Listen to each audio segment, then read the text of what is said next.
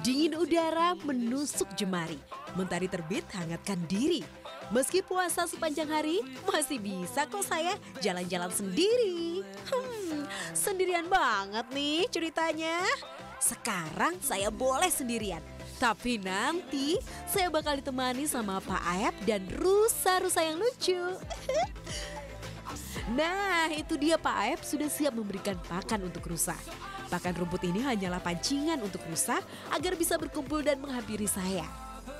Jauh-jauh saya ke kawasan Ciwidey, Bandung, sengaja untuk menyambangi penangkaran rusa yang sudah ada sejak tahun 1980-an.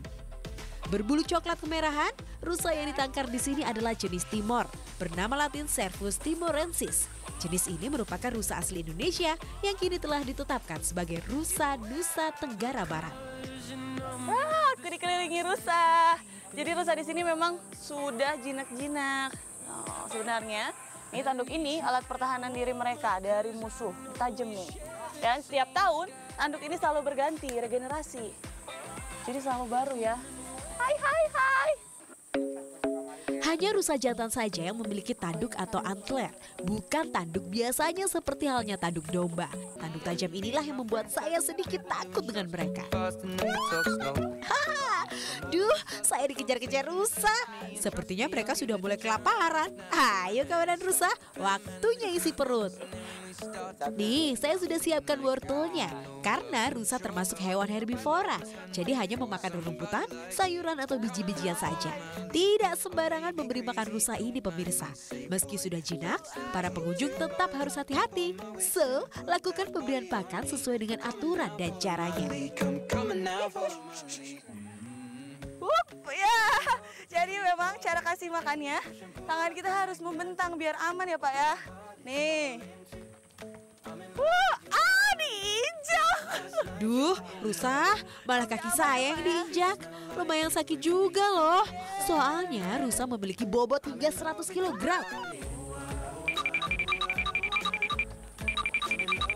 Ayo, makan lagi yuk. Karena termasuk ke dalam hewan yang memiliki penciuman yang tajam, meski saya sudah menyembunyikan wortelnya, mereka tetap saja mengejarnya. Mumpung sedang ada di Bandung, saya mau menyambangi salah satu tempat produksi pembuatan jam tangan. Ada yang baru dan menarik di sini. Selain menggunakan bahan dasar kayu, jam di sini mengeluarkan terobosan baru dengan perputaran jam tidak 12 jam, melainkan 24 jam. Langsung intip saja proses pembuatannya. Pertama, siapkan bahannya terlebih dahulu. Nah ini jadi yang digunakannya kayu ebony. Kualitasnya bagus, kayu mewah nih. Saking bagusnya kualitas kayu ini, jadi kalau masyarakat di Jepang itu sudah pakai kayu ebony, itu bisa menaikkan kelas mereka. Bagus banget berarti ya kualitasnya. Nah, ini langsung disimpan aja Kang. Masukkan kayu ke dalam mesin, kemudian ukur terlebih dahulu titiknya. Setelah itu, mesin sudah bisa dijalankan. Perlahan-lahan besi runcing mulai membentuk bagian kayu ebony Makassar. Kayu jenis ini memang hanya ada di tanah Sulawesi, makanya diberi nama ebony Makassar. Oke, proses pembentukan rantai masih terus berlanjut sesuai dengan desain yang sudah disiapkan. Begitupun dengan pembentukan bodi jam. Proses pembentukan ini bisa memakan waktu 3 hingga 4 jam pengerjaan. Lama juga ya.